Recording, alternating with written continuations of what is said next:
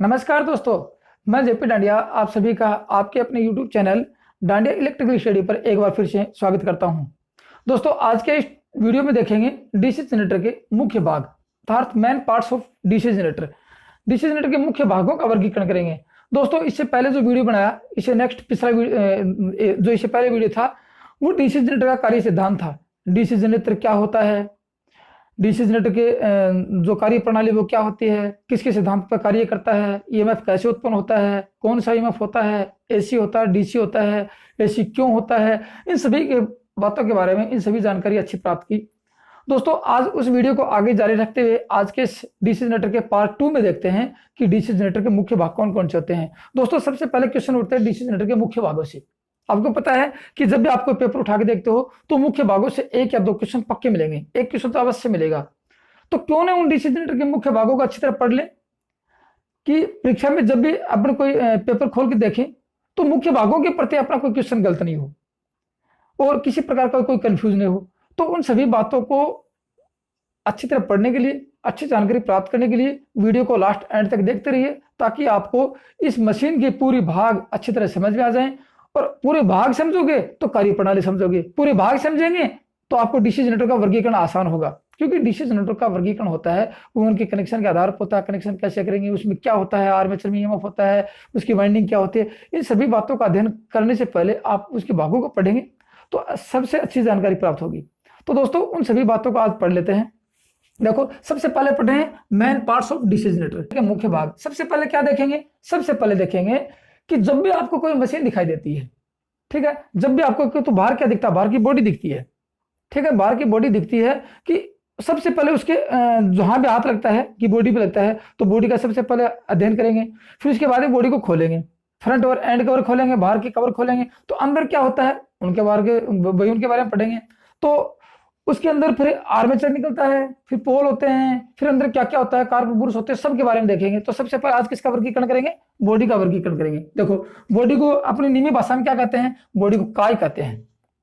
क्या कहेंगे, काय। फिर कहेंगे योग, योग भी बोलते हैं इसको, योग भी कहते हैं। फिर बाहरी आवरण भी बोलते हैं। आपको जो भी नाम आपको परीक्षा में देखे, बाहरी आवरण, इसकी पूरी जानकारी प्राप्त करेंगे। किस धातु से बना होता है, क्यों बना होता है, इसका मुख्य काम क्या होता है, और यदि इस धातु से नहीं बनाएंगे तो क्या होगा। ठीक है, ये आप लोगों को काय की बात करते हैं। काय, काय का मतलब बॉडी, बॉडी की बात करते हैं। दोस्तों देखो, तो दो तरीके से बनती है। आपको दोनों तरीके बताता हूं कि एक तो होता है कास्ट आयरन से। कास्ट आयरन मतलब ढलमा लोहा। एक तो ढलमा लोहे से बनी होती है, दूसरी होती है इस्पात की पत्ती होती है, इस्पात की चद्दर से बनी होती है। एक होती है इस्पात की चद्दर, कास्ट स्टील से, कास्ट स्टील से बनी होती है। फिर कभी कभार देखते हैं माइल्ड स्टील से होती है, इसका माइल्ड स्टील से बनी होती है। अब दोनों अलग अलग क्यों हैं उनके बारे में, यही बॉडी आप अलग अलग क्यों देख रहे हो कि एक कास्ट आयरन से होती है, एक कास्ट स्टील या माइल्ड स्टील या कास्ट अपने इस्पात की चद्दर से होती है। क्यों होती है, देखो, ये छोटी मशीनों के लिए, छोटी मशीन के लिए होती है, स्मॉल जो मशीन होती है उनके लिए, और ये बड़ी मशीनों के लिए, ये बड़ी मशीनों के लिए होती है। अब बड़ी मशीनें क्यों, क्योंकि बड़ी मशीनों में क्षमता अधिक होती है, धारावन क्षमता अधिक होती है, उसकी कैपेसिटी अधिक होती है। तो फिर क्या होता है, वो मशीनें लीकेज फ्लक्स अधिक होता है, उनकी क्षमता घट जाती है, लीकेज फ्लक्स कम हो और मशीनों में कंपन ज्यादा होता है, उसकी बॉडी बाहर के मजबूत चाहिए, टूट नहीं चाहिए, इसलिए इस्पात की पत्तियों को माइल्ड स्टील बनाते हैं। छोटी मशीन जैसे अपन देखते हैं डायनेमो, देख लेते हैं। डायनेमो क्या है, एक डीसी जनरेटर तो है, डायनेमो है। ये किस धातु से, धातु तो होगी, अब पदार्थ कौन सा लेंगे, पदार्थ देखो, ये किससे बना होता है पदार्थ, ये फेरोमैग्नेटिक पदार्थ से होती है। एक तो ये सबसे बड़ी बात आती है, फेरोमैग्नेटिक मटेरियल। और आपने भी फेरोमैग्नेटिक, डायमैग्नेटिक, पैरामैग्नेटिक नहीं देखे हैं, उन पदार्थों का वर्गीकरण नहीं किया है, तो मैंने चुंबकत्व के चैप्टर में चुंबकीय पदार्थों का वर्गीकरण अच्छी तरह से करवा रखा है। आप देखोगे तो आपको बहुत कुछ ज्यादा इंप्रूवमेंट होगा, समझ में आएगा। चुंबकीय पदार्थ से बनी होती है। चुंबकीय पदार्थ कौन कौन से होते हैं, देखो, चुंबकीय पदार्थ लोहा, निकिल, कोबाल्ट, एल्निको या इनकी मिश्र धातुएं होती हैं। ठीक है, तो ये देखो लोहा ही तो है, ढेरवा लोहा, इस्पात की चद्दर क्या है, लोहा ही तो है, इनकी बनाए जाते हैं। अब ये तो था इसकी कि बनाई किसकी जाती है। अब बात आती है कि इस बॉडी का मुख्य कार्य क्या होता है। सबसे पहली बात आती है कि इस बॉडी का मुख्य कार्य क्या होता है। तो इसकी यदि कार्य की बात करें, किसके मुख्य कार्य की बात करें,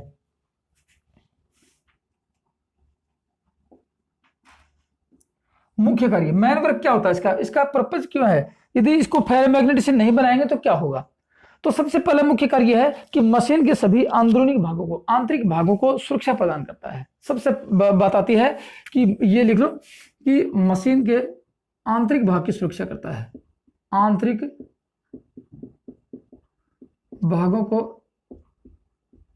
सुरक्षा प्रदान करना सबसे मुख्य कार्य आता है। एक तो ये आता है आंतरिक भागों को सुरक्षा प्रदान करना। दूसरे मुख्य कार्य की बात करें, देखो एक तो हो गया, दूसरा मुख्य कार्य है यह पोल जो होते हैं, जो अपने चुंबक के पोल होते हैं, मैग्नेटिक जो पोल होते हैं, उनको पकड़ के रखता है। मतलब कि नट बोल्ट के द्वारा पोलों को बॉडी में ही कसा जाता है। ठीक है, तो लिख सकते हैं कि पोलों को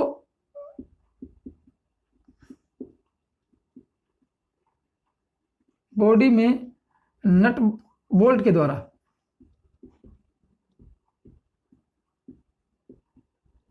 कसा जाता है, अर्थात पोलों को पकड़ के रखता है, पोलों को सहारा प्रदान करता है। एक बात है, पोलों का आधार होता है, यह पोलों का आधार होता है, पोल इसके ऊपर ही जकड़े होते हैं। तीसरा मुख्य कार्य, सबसे इंपॉर्टेंट जो काम होता है वो देखो, ये चुंबकीय फ्लक्स को चुंबकीय पथ प्रदान करता है।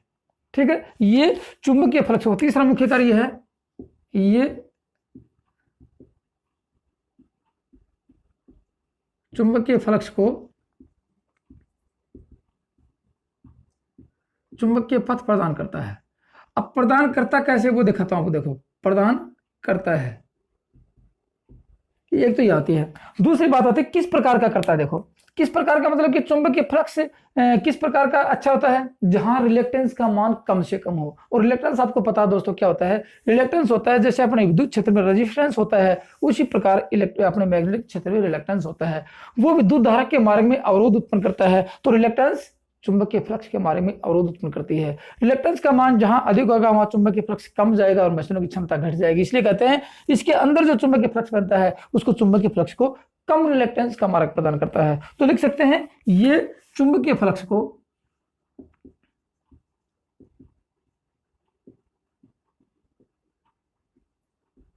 कम रिलेक्टेंस का मार्ग प्रदान करता है, ये बॉडी करती है। एक सबसे बड़ा काम हो जाता है। फिर यदि चुंबकीय फ्लक्स को कम रिलेक्टेंस का मार्ग प्रदान करता है तो क्या कर सकते हैं, क्योंकि रिलेक्टेंस का मान जहां अधिक होगा वहां लीकेज फ्लक्स का मान अधिक होगा। इसलिए कह सकते हैं कि बॉडी फेरोमैग्नेटिक पदार्थ से जब बनाएंगे तो लीकेज फ्लक्स का मान नहीं होगा या ना के बराबर होगा, इसलिए मशीन की क्षमता अधिक, दक्षता अधिक हो जाएगी। अब सोचो यदि इसको लकड़ी का बना दिया जाए तो क्या होगा। लकड़ी का बना दिया जाए तो एक तो सबसे बड़ी बात आती है कि पोलो को बॉडी में नटबोल्ट के द्वारा कसते हैं, क्या पोलो का आधार होता है वो तो बच जाएगा, मशीन के आंतरिक भागों की सुरक्षा मिल जाएगी। लेकिन जो अपने मुख्य बात होती है, मुख्य जो कार्य है ये होता है कि चुंबकीय फ्लक्स को चुंबकीय पथ प्रदान करता है, ये नहीं मिलता है और पूरा का पूरा फ्लक्स लीकेज चला जाएगा। दूसरा आता है कि चुंबकीय फ्लक्स को कम रिलेक्टेंस का मार्ग, रिलेक्टेंस का मान बहुत ज्यादा हो जाएगा जिससे मशीन की क्षमता, दक्षता घट जाएगी और मशीन प्रॉपर तरीके से अपनी क्षमता पर कार्य नहीं कर पाएगी। और फिर दूसरी बात आती है जब मशीन में वाइब्रेशन होता है तो लकड़ी का जब बनाएंगे तो वाइब्रेशन लकड़ी टूट सकती है, इसलिए उसको आंतरिक भागों की सुरक्षा कभी भी मतलब हट सकती है। ये तो थी आपकी बॉडी। दूसरा भाग देखते हैं, इसके अंदर यदि खोल के देखते हैं तो आपको चुंबकीय पोल दिखाई देते हैं। तो चुंबकीय पोलों के बारे में और देख लेते हैं। तो दोस्तों दूसरा भाग कौन सा देखेंगे, दूसरा भाग देखेंगे मैग्नेटिक पोल क्या होते हैं, चुंबकीय पोल क्या होते हैं। दूसरा भाग देखते हैं चुंबकीय पोल या मैग्नेटिक पोल।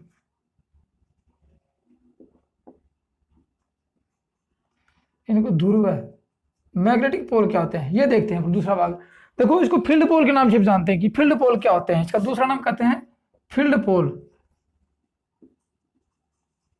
फील्ड पोल क्या होते हैं, किस धातु से बने होते हैं, इसका काम क्या होता है, पोल सूच क्या होते हैं। तो अब देखते हैं फील्ड पोल क्या होते हैं। देखो दोस्तों फील्ड पोल की बात करें, देखो ये फील्ड पोल दिख रहा है आपको, ये पोल, फील्ड पोल वो होते हैं जो वाइंडिंग को सहारा प्रदान करते हैं, जिसके ऊपर वाइंडिंग लिपेट जाते हैं। जैसे पोल इसके ऊपर वाइंडिंग लिपेट दी और ये चुंबक बनाएंगे, तो चुंबक बनाए, आपने चुंबक का चैप्टर देखा होगा कि किसी धातु पर, किसी धातु के टुकड़े पर या लोहे के टुकड़े पर वाइंडिंग कर देते हैं, ये वाइंडिंग कर दी, इसमें सप्लाई प्रदान कर देते हैं, तो ये चुंबक बन जाता है। तो इससे क्या अब इससे क्या प्राप्त करेंगे? चुंबकीय फ्लक्स प्राप्त करेंगे। तो यही वो पोल है, ये वो पोल है। इसके ऊपर वाइंडिंग कर दी, सुपर एनामेल कॉपर वायर की वाइंडिंग कर दी, तो ये चुंबक बनेगा। चुंबक बनेगा तो चुंबकीय फ्लक्स प्रदान करेगा। चुंबकीय फ्लक्स ये किसको देगा? ये पोल सूज को देगा। और पोल सूज चुंबकीय फ्लक्स एक विस्तृत और एयर गैप में समान दिशा में वितरण करता है, इसलिए पोल सूज लगाए हैं। तो पोल सूज इसके साथ टच होते हैं। तो सबसे पहले पढ़ रहे हैं पोल क्या होते हैं। पोल देखो दोस्तों, कास्ट आयरन से बने होते हैं। ये किससे बने होते हैं पोल? ये होते हैं कास्ट आयरन से। ये भी देख लेना आराम से कि पोल कास्ट आयरन से बने होते हैं।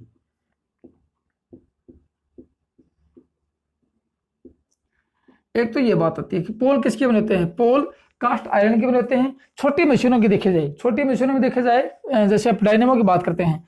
दूसरी बात करें तो छोटी मशीन, जैसे डायनेमो में ये किसके बने होते हैं? स्थायी चुंबक के बने होते हैं, स्थायी चुंबक से बने होते हैं। एक बात आती है। और आगे देखा जाए ये करते क्या है पोल? ये क्षेत्र चुंबक बनाते हैं। पोल का मुख्य कार्य क्या है? ये क्षेत्र चुंबक बनाते हैं, फील्ड मैग्नेट बनाते हैं, क्षेत्र चुंबक। इनका मुख्य कार्य है क्षेत्र चुंबक बनाना और चुंबकीय फ्लक्स को प्रदान करना।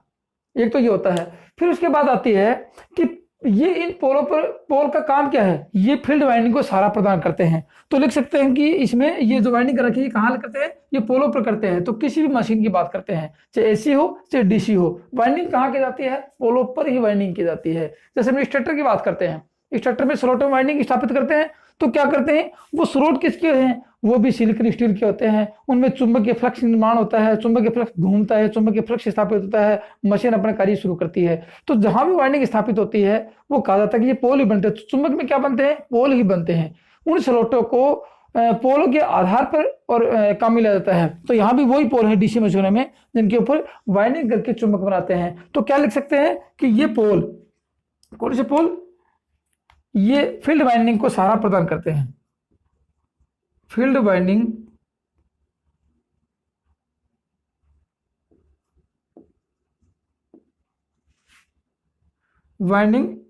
पोल पर स्थापित करते हैं, पोल पर ही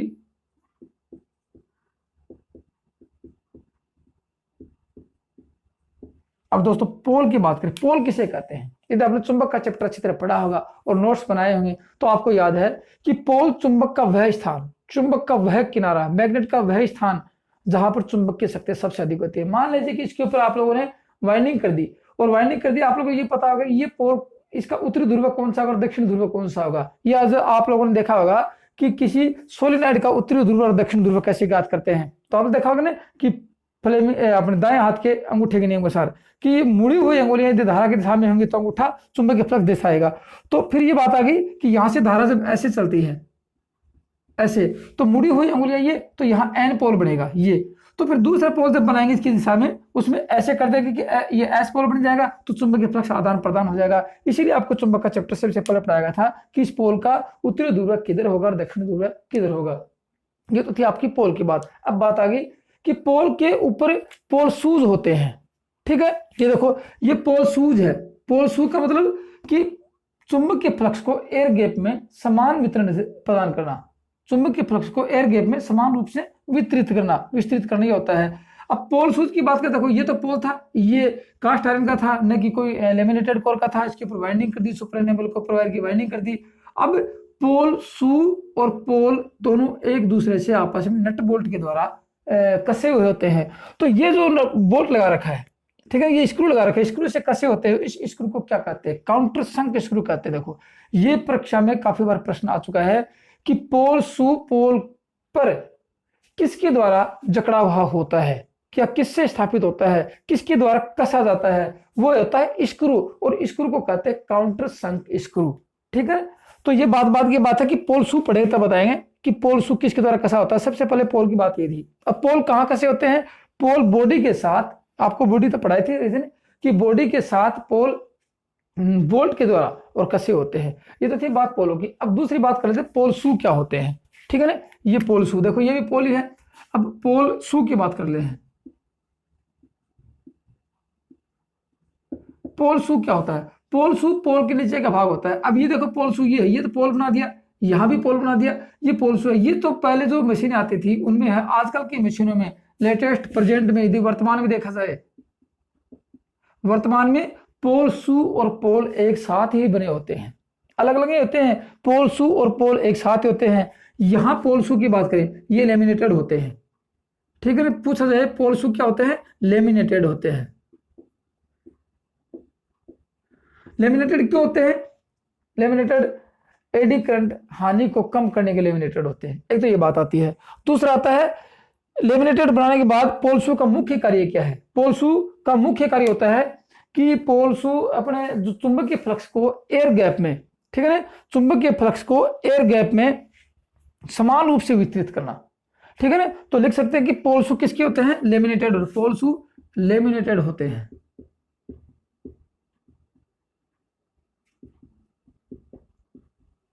अब लेमिनेटेड क्या होते हैं? देखो पतली पतली पत्तियों को काट कर इंसुलेशन से अलग अलग करके उनको आपस में जोड़ दिया जाए। जैसे पतली पतली पत्तियां काट रखी हैं, इनको काट कर आपस में एक एक पत्ती को आपस में जोड़ करके पूरा पोल बना दिया जाए, तो वो होता है लेमिनेटेड। जब मैंने आपको चुंबक का चैप्टर पढ़ाया था कि लेमिनेटेड क्यों करते हैं, एडी करंट जो चैप्टर पढ़ाया था, एडी करंट लॉस क्या होता है, वहां पढ़ाया था कि लेमिनेटेड कैसे करते हैं और किस प्रकार से लेमिनेटेड की मोटाई कितनी रखी जाती है।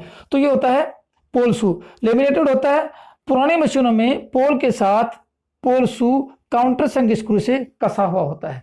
एक तो सबसे बड़ी बात, मोस्ट इंपोर्टेंट क्वेश्चन वाली बात है कि काफी बार परीक्षा में आ गया। दूसरी बात होती है कि पोल शू लेमिनेटेड होते हैं, लेकिन नई लेटेस्ट मशीन में पोल और पोल शू एक साथ ही निर्मित होते हैं और सब के सब लेमिनेटेड होते हैं। लेमिनेटेड करने का मुख्य कार्य है, जब भी आप बात करोगे ऐसी निर्मित होती है, चुंबकीय फ्लक्स का परिवर्तन होता है तो एडी करंट हानि का मान कम हो जाता है। पूछा जाए देखो आपसे कि पोल जो शू होते हैं या पोल होते हैं, इनकी लेमिनेटेड की मोटाई कितनी होती है। ठीक है ना, अपनी लेमिनेटेड की मोटाई कितनी होती है, इसकी देखो लेमिनेशन की मोटाई, लेमिनेशन कितना होता है, 0.2 mm से 1 mm तक की होती है। इनकी लेमिनेशन की मोटाई मान लो या इन पत्तियों की मोटाई, लेमिनेटेड की मोटाई मान लो 0.2 mm से 1 mm तक होती है। अब देखो बात आती है, ये तो इनकी मोटाई थी, लेमिनेटेड की मोटाई थी, लेकिन बात है कि पोल का क्षेत्रफल, जो ये क्षेत्रफल है, ये पोल से कितना रखें। ये बात कि इतना रखें या फिर इतना रखें, कितना रखें, ये में निर्धारित होता है कि पोल के क्षेत्रफल से, पोल के आकार से 2 गुना अधिक रखा जाता है। ठीक है ना, पोल शू का आकार, पोल शू की साइज, पोल शू का क्षेत्रफल या आकार पोल के क्षेत्रफल से 2 गुना अधिक रखा जाता है। काफी बार क्वेश्चन आ गया परीक्षा में कि पोल शू का क्षेत्रफल कितना होता है। जितना भी पोल होगा, पोल का जितना क्षेत्रफल होगा, पोल का आकार जितना होगा उससे 2 गुना अधिक रखेंगे। यदि ये 5 सेंटीमीटर मोटा है तो इसको 2 5 गुने 10 सेंटीमीटर मोटा रखेंगे। यदि 20 सेंटीमीटर है तो इसको 40 सेंटीमीटर करेंगे। यदि 50 सेंटीमीटर है तो इसको 100 सेंटीमीटर कर लेंगे। जितना भी होगा उतने आकार से दुगुना रखा जाता है। ये तो थी बात इनकी। और अब देखो ये जो पोल शू बनाए हैं, ये लेटेस्ट मशीन में आते हैं कि अलग नहीं होते हैं, कि पोल शू व पोल अलग अलग नहीं होते हैं। अब पोल शू की मुख्य कार्य देख लेते हैं कि पोल शू का मुख्य कार्य क्या है। ये तो पोल, ठीक है ना, पोल क्या करते हैं, पोल पे वाइंडिंग की जाती है और चुंबक में अपने विद्युत चुंबक बनाते हैं। लेकिन इसका मुख्य कार्य क्या है, यहां तक तो विद्युत चुंबक बन गई, यहां तक विद्युत चुंबक बन गई, इसका मुख्य कार्य क्या है, ये किस लिए प्रयोग किया जाता है। तो पोल शू का मुख्य कार्य होता है कि सबसे पहले वाइंडिंग को बेस प्रदान करता है। किसको, फील्ड वाइंडिंग को। जैसे यहां वाइंडिंग कर दी, पोल के ऊपर वाइंडिंग कर दी, मशीन में वाइब्रेशन होगा तो ये वाइंडिंग किसी के नीचे भी तो आ सकती है। इसलिए कहते हैं कि पोल शू होने के कारण, क्योंकि पोल शू का आकार बड़ा है, पोल शू का क्षेत्रफल बड़ा है, पोल शू होने के कारण ये वाइंडिंग वाइब्रेशन से नीचे नहीं आएगी, तो वाइंडिंग का बेस हो गया। ठीक है ना, तो क्या लिख सकते हैं कि पोल शू का मुख्य कार्य क्या है। मैं आपको लिखा देता हूं कि पोल शू के मुख्य कार्य,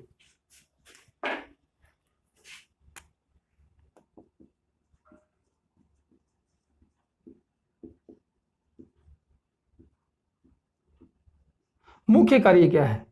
पोल शू के मुख्य कार्य देख लो। सबसे पहला कि वाइंडिंग को बेस प्रदान करता है, फील्ड वाइंडिंग को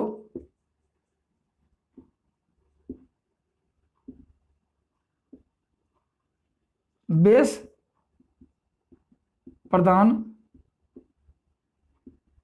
फील्ड वाइंडिंग का बेस होता है, ऐसे मान लो कि फील्ड वाइंडिंग को बेस होता है, आधार होता है, इसके कारण फील्ड वाइंडिंग पोल से खिसक कर बाहर नहीं जाती है। अर्थात फील्ड वाइंडिंग का बेस होता है इस जिसके कारण मशीन में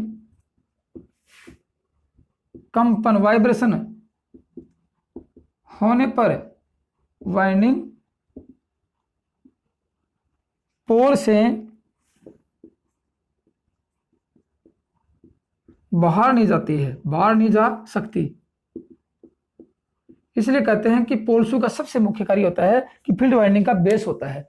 दूसरा इसका मुख्य कार्य क्या है? वायु अंतराल। अब वायु अंतराल की बात करें, एयर गैप क्या होता है, ठीक है ना। वायु अंतराल की बात करेंगे, एयर गैप क्या होता है। मैं आपको छोटा चित्र बना के दिखाता हूं, एयर गैप क्या होता है। देखो,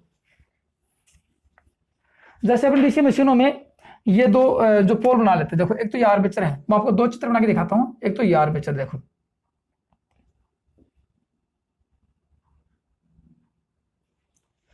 यहां बना देता हूं, देखो मैं यहां, एक तो ये आकार देखो, एक तो ये है, ये आर्मेचर है,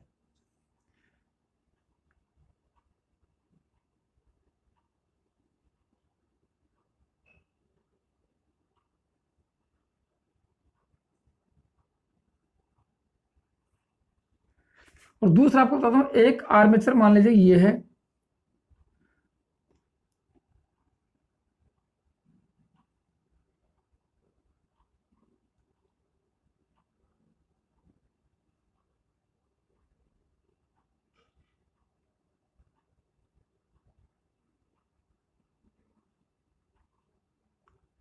एक ये है। दोनों की बात देखते हैं। देखो यहां से जब इसके ऊपर फील्ड वाइंडिंग करते हैं, गौर से देखना कि पोल शू के मुख्य कार्य क्या है। इसके ऊपर फील्ड वाइंडिंग कर दी, ये पोल के ऊपर कर दी, ये पोल पे फील्ड वाइंडिंग कर दी, और ये भी पोल पे फील्ड वाइंडिंग कर दी, सुपर एनेबल कॉपर वायर की फील्ड वाइंडिंग कर दी आप लोगों ने। अब छत्र एक ने लपेट दी। अब क्या करें, देखो यहां से जब पोल चुंबक बनाएगा तो चुंबक के फ्लक्स किसके पास आएगा? पोल शू के पास आएगा। ये पोल शू है, पोल शू के पास चुंबक के फ्लक्स आएगा। तो देखो ये एयर गैप, यहां से एयर गैप कितना है? यहाँ एयर गैप कम है, ठीक है ना। और यहाँ एयर गैप बिल्कुल बराबर है, यहां से यहां तक बराबर आएगा बिल्कुल एयर गैप। तो ये एयर गैप बिल्कुल बराबर है, ये यहां भी बराबर है और यहां भी बराबर है। इसका मतलब चुंबक के फ्लक्स जितना भी आएगा वो मोड़े में घूम के और पूरा का पूरा आर्मेचर पर आएगा। आर्मेचर पूरे चुंबक के फ्लक्स में घूमेगा। इसका मतलब यहां लीकेज ज्यादा होगा, लीकेज फ्लक्स अधिक होगा, और यहां लीकेज फ्लक्स कम होगा, मतलब नगण्य होगा।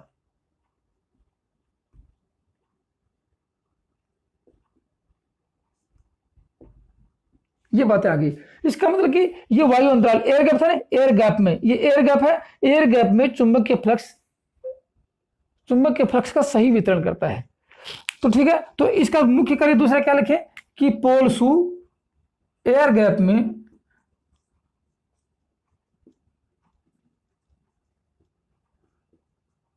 चुंबकीय फ्लक्स का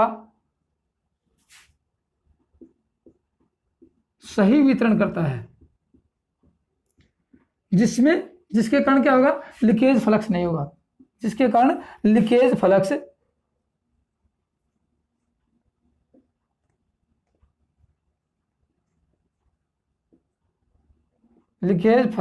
नहीं होगा। और फ्लक्स लीकेज नहीं होगा तो मशीन अपनी पूर्ण क्षमता पर, दक्षता पर अच्छी तरह से काम करेगी। एक तो उसका मुख्य कार्य यह है। अगला मुख्य कार्य क्या है कि यह विद्युत चुंबक का निर्माण करता है। बाद देखो, यदि लीकेज फ्लक्स कम होगा, ठीक है ना, लीकेज फ्लक्स कम होगा, लीकेज फ्लक्स कम होने से मशीन में जो क्षमता है, वो दक्षता, वो अपनी परिपूर्ण रूप से काम करेगी, जिससे मशीन में रिलक्टेंस का मार्ग कम होगा, ठीक है ना। तो क्या लिख सकते हैं कि पोल शू एयर गैप में रिलक्टेंस का मान कम करता है। पोल शू एयर गैप में, अगला पॉइंट लिख दो, पोल शू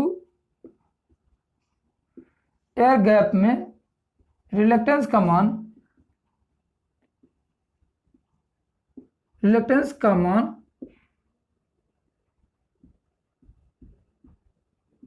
कम करता है।